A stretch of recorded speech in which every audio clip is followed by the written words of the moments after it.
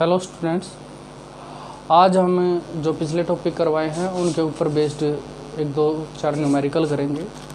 तो इसमें मैंने दो न्यूमेरिकल हैं वो बोर्ड पे आपके लिख रखे हैं, दोनों का ही आप स्क्रीनशॉट ले लेंगे और सोल्व करके देखेंगे। तो इसमें फर्स्ट क्वेश्चन है, इसके अंदर वो हमारा नेट 2014 में आया हुआ है और ये क्वेश्चन है कि consider the crystal structure of sodium chloride which is modelled as touching spheres. तो इसके अंदर आपको एक क्रिस्टल स्ट्रक्चर है वो NaCl का दे रखा है और इसमें रेडियस R1 और R2 दे रखी हैं। Na की रेडियस है वो हमारे पास R1 के बराबर है और क्लोरीन है उसकी हमारे पास R2 के बराबर है। Centre of sphere form a simple cubic lattice. तो यहाँ पे इस स्ट्रक्चर के अंदर आपको खास बात क्या दी हुई है, जो भी यहाँ पे वैसे करना चाहेगा नॉर्मली जो अटैम्प्ट करता है क्वेश्चन, तो इसमें ये कर लेता है कि भाई NaCl एक FCC स्ट्रक्चर है। NaCl FCC स्ट्रक्चर है तो यहाँ पे FCC वाला पैकिंग फ्रैक्शन है वो निकालने की कोशिश करता है। पर यहाँ पे हमारे को दिया हुआ है क्वेश्चन के अंदर कि NaCl को आपको कैसा सिंपल क्यूबिक लेटिस है वो कंसिडर करके चलना है। तो यहाँ पे आपको पैकिंग फ्रैक्शन कैलकुलेट करना है और पैकिंग फ्रैक्शन जब आप कैलकुलेट करोगे तो हमारा जो फॉर्मूला होता है वो होता है, ऊपर हमारे को जितने एटम्स हैं उनका वॉल्यूम लेना होता है और नीचे जो वॉल्यूम लेना होगा हमारे को वो पूरी की पूरी यूनिट सेल का है। तो यहाँ से इस तरफ का मैं मिटा देता हूँ, इस तरफ सोल्व कर लेते हैं। इसके अंदर जो हमारे को दिया हुआ है वो दिया हुआ है रेडियस Na की, रेडियस ऑफ Na एटम है वो R1 के बराबर दी हुई है, रेडियस ऑफ Cl है वो हमारे पास R2 के बराबर दी हुई है। एटॉमिक पैकिंग फ्रैक्शन की वैल्यू आप निकालते हो APF की वैल्यू, तो ये हमारे किसके बराबर आती है, वॉल्यूम ऑफ एटम। तो यहाँ पे हमारे को जो दिया गया था कि NaCl को FCC ना मान के हमारे को सिंपल क्यूबिक स्ट्रक्चर कंसीडर करना है। सिंपल क्यूबिक स्ट्रक्चर अगर कंसीडर करेंगे तो सिंपल क्यूबिक स्ट्रक्चर के अंदर आपको पता है कि इसमें हमारे पास टोटल नंबर या इफ़ेक्टिव नंबर ऑफ एटम्स हैं। इफ़ेक्टिव नंबर ऑफ एटम जो लेंगे वो 1 के बराबर हो जाएगा। इफ़ेक्टिव नंबर ऑफ एटम्स हैं वो हमारे पास 1 होगा। तो 1 होगा तो Na और Cl दोनों के बराबर बराबर एटम्स आ जाएंगे। इसका मतलब क्या होगा कि हाफ एटम हमारे पास Na का आएगा और हाफ Cl का आएगा। तो यहाँ पे जब वॉल्यूम कवर्ड बाई हमारा एटम्स लिखेंगे तो हमारे पास हो जाएगा हाफ एटम है और इनटू 4/3 पाई और R1 का क्यूब प्लस हाफ इंटू 4/3 पाई R2 का क्यूब डिवाइड बाई पूरी यूनिट सेल का वॉल्यूम। और पूरी यूनिट सेल सिंपल क्यूबिक के अंदर आपको पता है कि हमारे पास जो सिंपल क्यूबिक स्ट्रक्चर अगर मैं यहाँ पे बना के दिखाऊँ आपको तो ये बनेगा कि भाई यहाँ पे आधे 4 कॉर्नर के ऊपर Na रहा होगा और 4 के ऊपर Cl। तो जो लैटिस कांस्टेंट है आपका या लैटिस पैरामीटर है वो हमारा सम रहा होगा R1 प्लस R2 का। और इस क्यूब का अगर हम वॉल्यूम लेके चलेंगे तो क्यूब का वॉल्यूम हमारे पास हो जाएगा R1 प्लस R2 पूरी की पूरी साइड और इसके क्यूब के बराबर। तो यहाँ से अगर इसको आगे सोल्व करें हम तो क्या आ जाएगा, इसमें से हम ऐसा कर लेते हैं, हाफ को कॉमन ले लेंगे या यहाँ से कैंसिल करना चाहो कैंसिल कर सकते हो आप। तो ये 2 पे कैंसिल हो जाएगा और हमारा जो 2π/3 ये पार्ट कॉमन आ जाएगा। यहाँ पे बच जाएगा R1 का क्यूब प्लस R2 का क्यूब डिवाइड बाई हमारे पास R1 प्लस R2 और पूरे का क्यूब हो जाएगा। ये हमारे पास एटॉमिक पैकिंग फ्रैक्शन आ जाएगा। यहाँ से अगर देखोगे तो फर्स्ट ऑप्शन है ये हमारे पास रॉन्ग है, सेकंड ऑप्शन है ये करेक्ट ऑप्शन है हमारे पास। तो 2π/3 R1 का क्यूब प्लस R2 का cube divide by R1 plus R2 का क्यूब, ये करेक्ट आंसर हो जाएगा। और इसमें हमने ये सिंपल क्यूबिक मान के करना पड़ेगा बस यही एक पैटर्न चेंज कर रखा था क्वेश्चन के अंदर। और ये क्वेश्चन नेट में हमारे पास जो सॉलिड आती है वो 5-5 नंबर के क्वेश्चन आते हैं। तो ये क्वेश्चन था, ये 5 नंबर का क्वेश्चन था नेट के एग्जाम में। उसके बाद सेकंड जो क्वेश्चन है वो हमारा पिछला जो टॉपिक कराया था एक्सआरडी का, उसके ऊपर है, एक्सरे डिफ्रैक्शन के ऊपर। एक्सरे डिफ्रैक्शन में फॉर्मूला मैं आपको बता दूं कि एक्सरे डिफ्रैक्शन में जो फॉर्मूला मैंने करवाया था derive 2d sin theta equal to n lambda, ये हमारे पास होता है। यहाँ पे थीटा है वो ब्रैग एंगल है और n है ऑर्डर ऑफ डिफ्रैक्शन। तो हमारा, मैंने आपको बताया था कि हमारे सिलेबस में चाहे वो एमएससी वालों के लिए हो चाहे नेट वालों के लिए n की वैल्यू नॉर्मली हम 1 लेके चलते हैं। फर्स्ट ऑर्डर डिफ्रैक्शन है वही दिया होता है। यहाँ से दिया हुआ है एक्सरे बीम है जिसकी वेवलेंथ 1.54 एंगस्ट्रॉम है। तो यहाँ से लैम्डा की वैल्यू हमारे पास कितनी दी है, 1.54 एंगस्ट्रॉम, ये हमारे पास लैम्डा की वैल्यू दी है। Is diffracted from 110 plane. तो हमारे पास मिलर इंडिसेस दिए हुए हैं और ये हैं 110 प्लेन के लिए। अब उसके बाद solid with lattice constant. Lattice constant का मतलब हमारे पास लेटिस पैरामीटर है साइड ए, वो दी हुई है 3.08 angstrom. First order Bragg diffraction occur at. तो आपसे क्या पूछा हुआ है, यहाँ पे थीटा की वैल्यू पूछी हुई है कि थीटा कितना होगा। थीटा निकालने के लिए देखो आपके पास क्या क्या चाहिए आपको। यहाँ से 2d की वैल्यू आप कैलकुलेट कर सकते हो। साइन थीटा कैलकुलेट करना है आपको। n की वैल्यू 1 दी हुई है और लैम्डा की वैल्यू आपको दी हुई है। तो हमारा जो फर्स्ट टारगेट रहेगा इसके अंदर वो d कैलकुलेट रहेगा। d कैलकुलेट करना रहेगा तो d की वैल्यू हमारे पास, d इंटर प्लानर सेपरेशन है जो, और d की वैल्यू हमारे पास होती है a/√h² plus k² plus l² के बराबर हो जाती है। तो यहाँ से d की वैल्यू अगर हम कैलकुलेट करेंगे तो d की वैल्यू हमारे पास आ जाएगी, a की वैल्यू है 3.08 एंगस्ट्रॉम में, divide by Miller indices h के l की वैल्यू, h है 1, k है 1 और l है 0। तो ये हमारे पास हो जाएगी √2 के बराबर। यहाँ से फॉर्मूले में वैल्यू पुट करोगे अगर आप तो ये हो जाएगा 2 और d की वैल्यू हमारे पास हो जाएगी 3.08 डिवाइड बाई √2। साइन थीटा हमारे को कैलकुलेट करना है इक्वल टू लैम्डा की वैल्यू 1.54 एंगस्ट्रॉम। ये भी एंगस्ट्रॉम में है तो एंगस्ट्रॉम से एंगस्ट्रॉम कैंसिल कर देंगे और ये 2 पे कैंसिल हो गया। तो हमारे पास साइन थीटा की वैल्यू आ गई। यहाँ से अगर मैं यहाँ कैलकुलेट करता हूँ तो साइन थीटा की वैल्यू हमारे पास आ जाएगी, ये आएगी 2 और 2 4। तो यहाँ से √2 डिवाइड बाई 4। तो यहाँ से 2 × 2 लिख देता हूँ मैं इसको। तो ये हमारे पास आ जाएगी 1/2 √2।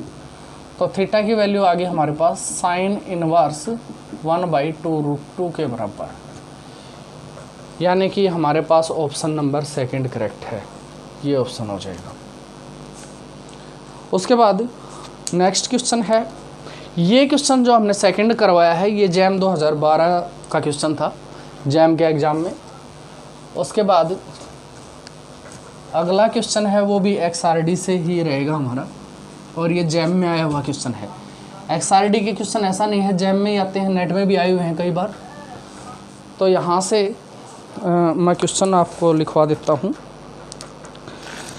एक क्वेश्चन दिया हुआ है आपको, जैम 2007 का क्वेश्चन है ये, और इसमें दिया हुआ है in a simple cubic structure of lattice constant ए।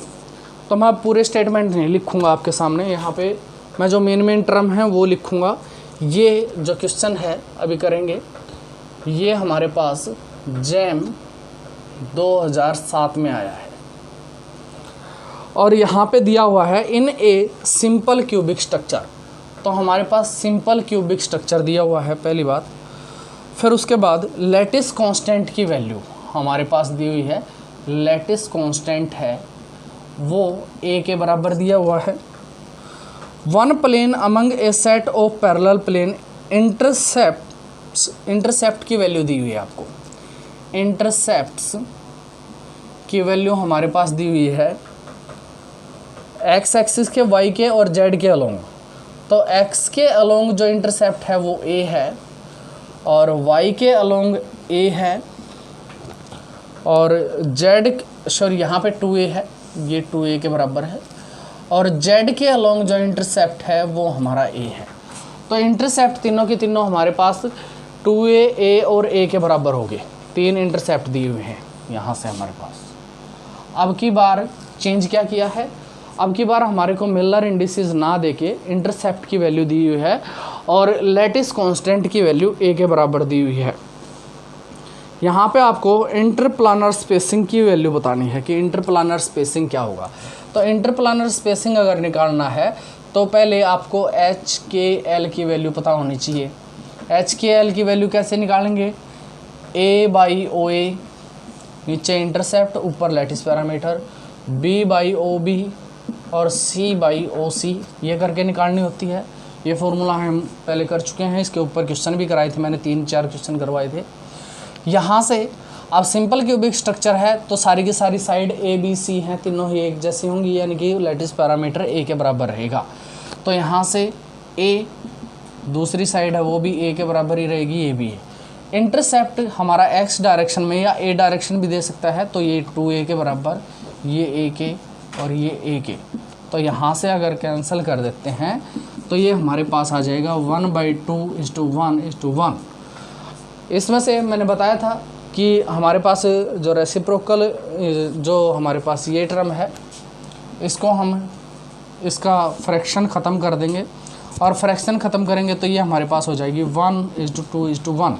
यानी कि इसका मतलब क्या हो गया, h की वैल्यू हमारे पास 1 है, k की वैल्यू हमारे पास 2 है, सॉरी 1 2 2 और l की वैल्यू 2 के बराबर है। अब इसके अंदर जो हमारे से पूछा गया था वो इंटरप्लानर स्पेसिंग का पूछा गया था और इंटरप्लानर स्पेसिंग है वो d के बराबर होती है और ये होती है हमारे पास a/√h² plus k² plus l² के बराबर हो जाएगी। a की वैल्यू हमारे पास कितनी है, a ही दे रखी है, तो यहाँ से d की वैल्यू आ जाएगी हमारे पास a/√1 + 4 + 4 यानी a/3। इस क्वेश्चन के अकॉर्डिंग यहाँ पे हमारे पास ऑप्शन नंबर डी करेक्ट रहेगा इसमें। उसके बाद अगला क्वेश्चन है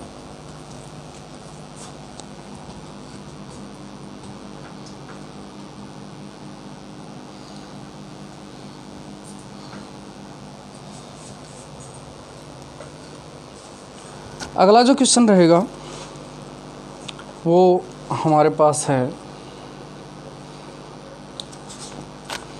ब्रैग लॉ का ही क्वेश्चन करेंगे।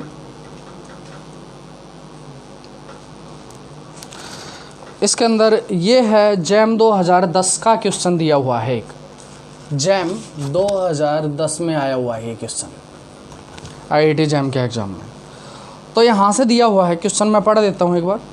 वैल्यू ऑफ थीटा यानी कि एंगल की वैल्यू बतानी है आप लोगों को, at which first order peak of X-ray. यहाँ पे थीटा आपको कैलकुलेट करना है और फर्स्ट ऑर्डर डिफ्रैक्शन का दिया हुआ है केस, जिसके अंदर लैम्डा की वैल्यू आपको दी हुई है 1.53 एंगस्ट्रॉम के बराबर। डिफ्रैक्शन जो दिया हुआ है फर्स्ट ऑर्डर डिफ्रैक्शन के कॉरस्पॉन्डिंग दिया हुआ है। तो यहाँ पे हमारे पास हर बार मैं बोल के चल रहा हूँ कि फर्स्ट ऑर्डर डिफ्रैक्शन ही दिया जाएगा। फर्स्ट ऑर्डर डिफ्रैक्शन है वो दे रखा है आपको। कॉरस्पॉन्डिंग टू प्लेन, प्लेन जो दे रखे हैं हमारे पास, प्लेन है वो दिया हुआ है आपको 1 1 1 प्लेन, ये प्लेन दिया हुआ है। HKL की वैल्यू दी हुई है आपको। और सिंपल क्यूबिक स्ट्रक्चर है जिसमें सिंपल क्यूबिक स्ट्रक्चर हमारे पास है, सिंपल क्यूबिक स्ट्रक्चर है विद A = 2.65 एंगस्ट्रॉम। तो यहाँ से आपको बताना है कि थीटा की वैल्यू क्या होगी। तो मैं ऑप्शन यहाँ पे लिख देता हूँ फर्स्ट है 15 डिग्री, सेकंड ऑप्शन है 30 डिग्री, थर्ड ऑप्शन है 60 डिग्री, फोर्थ ऑप्शन है 45 डिग्री। यहाँ से अगर आप कैलकुलेट करोगे तो देखो, फर्स्ट ऑर्डर का डिफ्रैक्शन आपको दिया हुआ है, ब्रैग्स लॉ सबको याद होती है, 2d sine theta equal to n lambda, n की वैल्यू 1 दी हुई है क्योंकि हमारे पास फर्स्ट ऑर्डर डिफ्रैक्शन है। लैम्डा की वैल्यू आपको दी हुई है 1.53, तो यहाँ पे 1.53 आ जाएगा। 2 लिख दिया मैंने। डी की वैल्यू हमारे को कैलकुलेट करनी होगी, और डी की वैल्यू किसके बराबर आ जाएगी? डी अगर हम कैलकुलेट करते हैं तो मैं यहाँ पे कैलकुलेट कर देता हूँ। डी की वैल्यू होती है ए की वैल्यू कितनी है? 2.65 एंगस्ट्रॉम डिवाइड बाई, और एच स्क्वायर प्लस के स्क्वायर प्लस एल स्क्वायर, पिछला क्वेश्चन था सेम ही है, तो ये हमारे पास 1 का स्क्वायर प्लस 1 का स्क्वायर प्लस 1 का स्क्वायर, यहाँ से लिखा है मैंने, यहाँ से लिख दिया है, तो ये √3 हो जाएगा। तो हमारे पास डी की वैल्यू आ जाएगी 2.65 एंगस्ट्रॉम डिवाइड बाई √3 के बराबर, ये आ जाएगी। अब यहाँ से हम लिखेंगे तो 2 इंटू 2.65 डिवाइड बाई √3 और साइन थीटा, इसको मैं इस तरफ लेके जाऊँगा तो साइन थीटा की वैल्यू हमारे पास आ जाएगी 1.53 इंटू √3 डिवाइड बाई 2 इंटू 2.65। जब ये कैलकुलेशन करेंगे तो ये हमारे पास आता है 0.5 के आसपास, यानी कि वैल्यू 1/2 के बराबर आ जाएगी। तो यहाँ से थीटा की वैल्यू हमारे पास 30 डिग्री आ जाएगी। दैट मीन्स हमारे पास ऑप्शन बी करेक्ट है इसके अंदर भी। उसके बाद नेक्स्ट क्वेश्चन जो है वो हमारे पास जैम 2009 का क्वेश्चन रहेगा। अगला क्वेश्चन है वो इसी टॉपिक के ऊपर है, ब्रैग्स लॉ के ऊपर ही, और ये जैम 2009 में आया है। ये जैम 2010 का तो अभी जो करवा के हटे हैं हम। तो यहाँ से देखो अगला क्वेश्चन, ये हमारे पास जो अगला क्वेश्चन होगा वो जैम 2009 के अंदर आया हुआ है। इस क्वेश्चन में क्या दिया हुआ है आपको?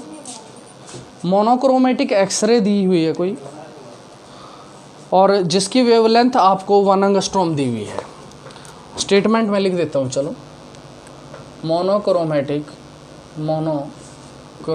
एक्सरे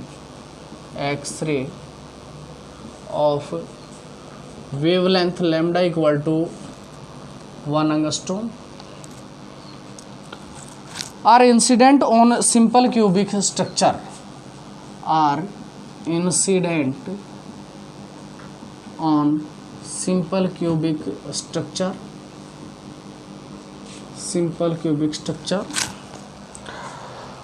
और इसमें दिया हुआ है first order Bragg reflection of, first order Bragg's reflection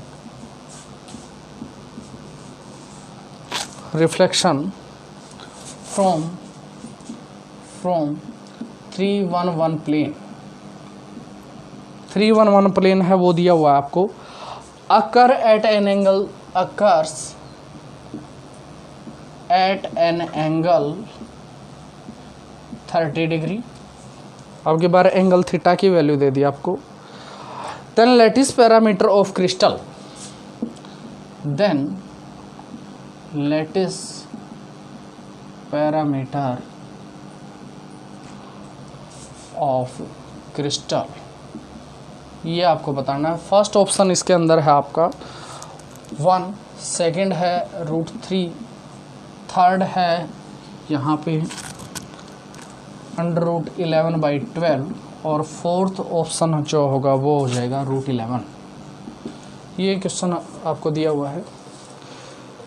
इस क्वेश्चन में देखो यहाँ पे मोनोक्रोमेटिक जो दे रखी है लाइट, तो इसमें लैम्डा की वैल्यू हमारे पास दी हुई है 1 एंगस्ट्रॉम के बराबर, और फर्स्ट ऑर्डर है। फिर से HKL की वैल्यू आपके पास जो प्लेन दिया हुआ है वो है 311। तो यहाँ से जब फॉर्मूला यूज करेंगे 2d sine theta equal to lambda, तो यहाँ से 2, डे की वैल्यू क्या हो जाएगी, a by under root H square plus K square plus L square. A की वैल्यू कितनी दी हुई है, 1 एंगस्ट्रॉम, लैटिस पैरामीटर कैलकुलेट करना है, ये हमारे को कैलकुलेट करना है। और एच के एल की वैल्यू 311, तो यहाँ से 9 + 1 + 1, और साइन 30, यहाँ पे साइन थीटा साइन 30 दिया हुआ है हमारे को, और इक्वल टू लैम्डा है वो 1 एंगस्ट्रॉम के बराबर है। तो यहाँ से जब वैल्यू कैलकुलेट करोगे आप, तो ये हो जाएगा हमारे पास ए, और साइन 30 है वो 1/2 हो जाएगा। यहाँ से साइन 30 की वैल्यू पुट करेंगे तो 1/2 से 2 कैंसिल हो जाएगा, और ये ए की वैल्यू √11 आ जाएगी एंगस्ट्रॉम में। 4th ऑप्शन हो जाएगा आपका। इससे अब तक हमारे 4 से 5 क्वेश्चन हो गए हैं, तो एक वीडियो की लेंथ को भी ध्यान में रखना होता है। अगले क्वेश्चन हैं वो हम नेक्स्ट वीडियो में करेंगे। Thank you.